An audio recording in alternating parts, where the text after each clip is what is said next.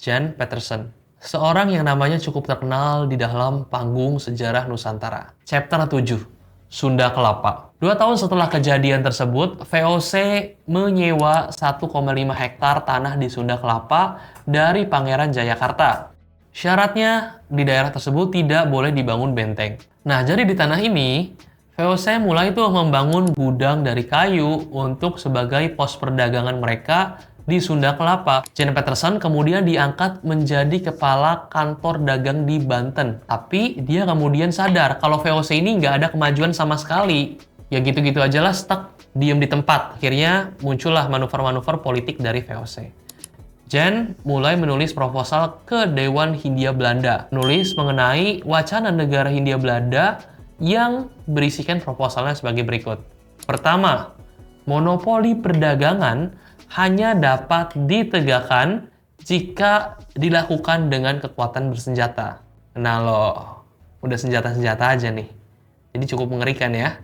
Kemudian, VOC memerlukan daerah koloni yang berisikan orang-orang Belanda agar dapat memaksimalkan perdagangan, membangun pabrik-pabrik yang dapat mengolah produk mentah menjadi lebih bernilai. Intinya VOC membutuhkan wilayah yang lebih besar, bukan hanya sekedar gudang pos dagang aja. Yang ketiga, akan lebih menguntungkan jika VOC memiliki hak otonomi perdagangan untuk melakukan dan menguasai perdagangan intra-Asia. Misalnya, membeli beras dari Jawa untuk dijual ke Maluku, kemudian membeli produk-produk Cina, kayak keramik dan sebagainya, zaman dulu itu terkenal banget ya, untuk dijual ke Jawa atau wilayah Nusantara lainnya. Selama ini produk-produk dari negeri timur dibawa langsung ke Belanda untuk dijual di Eropa.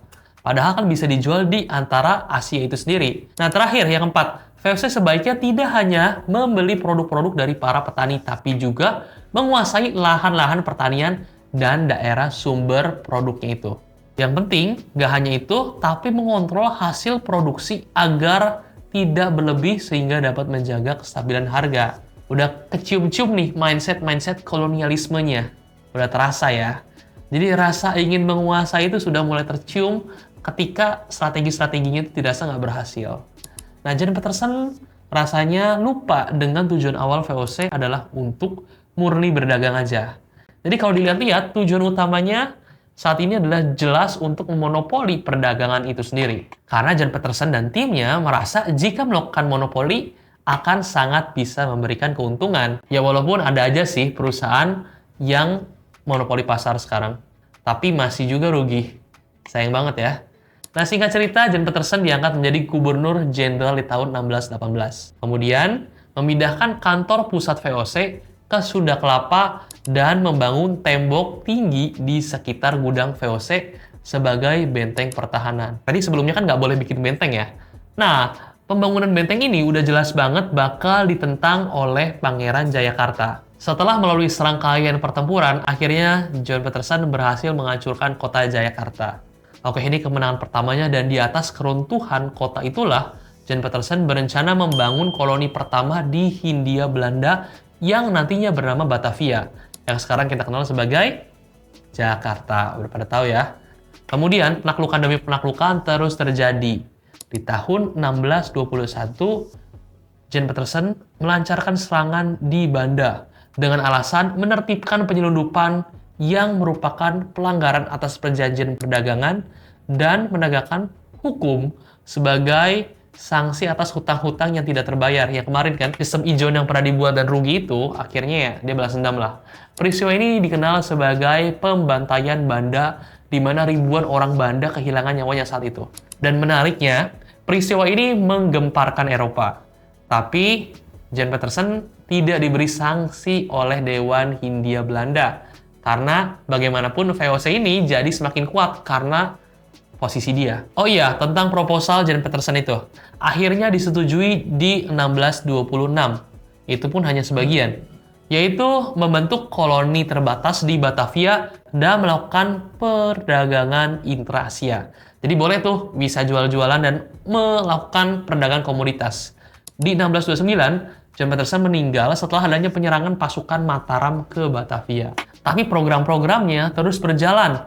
Batavia semakin ramai, monopoli dan kerjasama dagang VOC dengan kerajaan lokal semakin kuat, dan yang terpenting, VOC semakin kaya raya. 35 tahun kemudian muncullah kekuatan baru, Kesultanan Goa di Makassar. Dan kekuatan ini cukup mengacaukan kestabilan perdagangan VOC. Untuk menghadapi masalah ini, Gubernur Jenderal saat itu menerapkan kebijakan yang lebih ekspansional demi mempertahankan monopoli perdagangannya. Jadi korban pertama kebijakan ini adalah hancurnya Kesultanan Goa tahun 1666.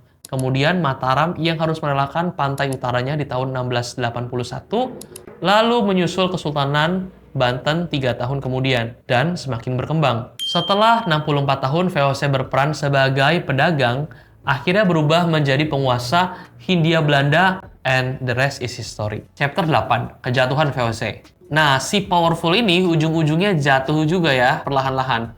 Disebabkan oleh apa sih? Nah, banyak dari kita kalau udah tahu, kalau misalkan di dalam VOC itu, inti permasalahannya adalah korupsi. Di awal tadi, singkatan dari VOC itu kan kalian udah bisa lihat sendiri, yang artinya adalah perusahaan dagang Hindia Belanda. Karena saking korupsinya, banyak yang menyebut VOC ini jadi Vergan Order Corrupti. Apa tuh artinya? Jadi artinya adalah tenggelam karena korupsi. Praktek korupsi ini mulai merajalela sejalan dengan semakin luasnya wilayah kekuasaan VOC. Jadi makin besar itu makin banyak ya praktek-praktek korupsi yang dilakukan. Sama kayak mungkin di negara di Wakanda kali ya. Nah, praktek-praktek korupsi yang dilakukan ini adalah dengan memotong keuntungan yang seharusnya jadi hak VOC, memaksa rakyat memberikan hasil bumi yang lebih dari ketentuannya, hingga memaksa penduduk untuk memberikan upeti.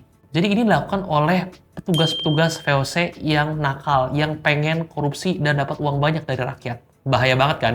Chapter 9, Warisan Buruk dari Belanda. Oke, sering banget kalau kita dengar korupsi ini dibilang warisan buruk dari Belanda. Karena prakteknya masih cukup sering ya dilakukan di Indonesia sampai sekarang. Apalagi sama oknum-oknum pejabat.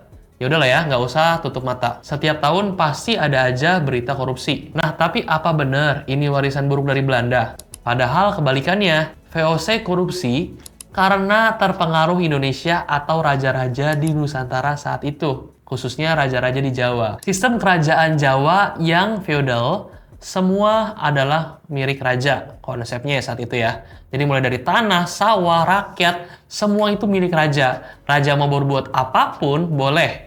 Para bangsawan atau tuan tanah yang ingin dapat kemudahan dari raja, harus setor upeti atau hadiah dan lain-lain. Nah, kalau di Belanda, di bawah VOC ini, pas ngeliat pelakuan raja-raja seperti itu, mereka langsung mikir nih, loh, ini wajar ya ngelakuin hal-hal kayak gini ke rakyat di Indonesia atau di Nusantara. Padahal tidak semua raja-raja di Jawa melakukan korupsi. Itu hanya sebagian oknum yang melakukannya.